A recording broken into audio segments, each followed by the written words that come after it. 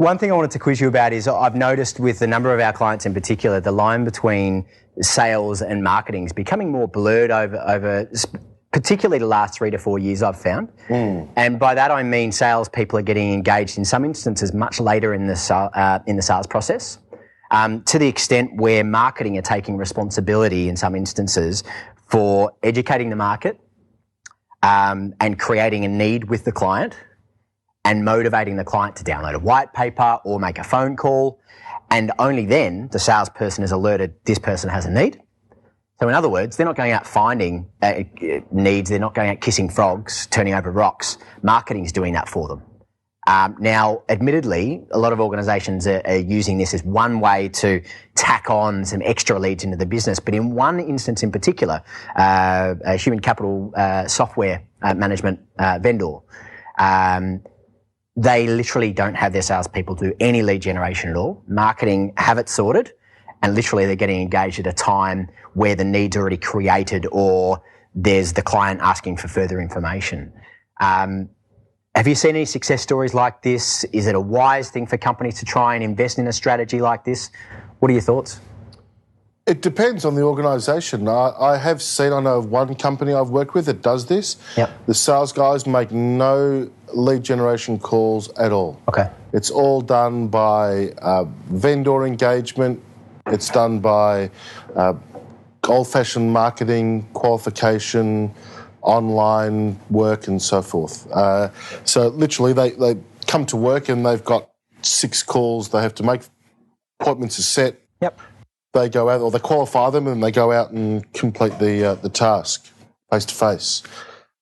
It's rare. It depends on the organisation. I don't think there's a one-size-fits-all. The fact that it's rare sells me perhaps there's a trend forming and it won't be rare in 5 years' time. Do you feel as though in 5 years' time that, well, number one, does it actually mean that the sales profession's under threat, that this business development work that needs to be done, the turning over of rocks no longer needs to be done, and does that mean your average sales force is going to be half the size of what it is today, as many are arguing? Many are arguing that. I think social media is the key. You've all seen the statistics, I'm sure, where by the time someone is half ready to buy, they're probably 60 to 70% through the sales cycle already. They've already done the research, everything's online, they've spoken to 2 of their mates in the industry that have bought something like that before. So all that pre-work, that establishing credentials is probably not as relevant. Even at the C-level? Even at C-level, because what C-level people tell me in the research I do with them is that they've got their own trusted advisors. So they've got someone who's advised them that says, we're already halfway down the track of looking at this project. We've already investigated this software. We already know what's on the market and who the top 3 players are in this area. So they get advice. Plus they talk to other C-level people. What do you think they're doing on golf courses and restaurants and networking functions and all of that? They're talking to comparable C-level people and they've got their own network. You pick up their phone and they go, hey, Jeff, have you ever installed something like this? Oh yeah, did it work? How long did it take? What's the real lag time of this? What's the real transition time? And so they've got their networks just like you would. Yeah.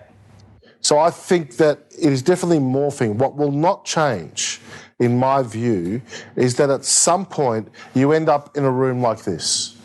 One guy's on one side, one guy's sitting here, maybe a couple of others at best, and you've got to have a conversation about what it is that you offer that is of value, and they've got to discuss with you what they're trying to achieve, and it needs to be a deeply evolved, natural conversation to really get to a point where it provides value. Yeah.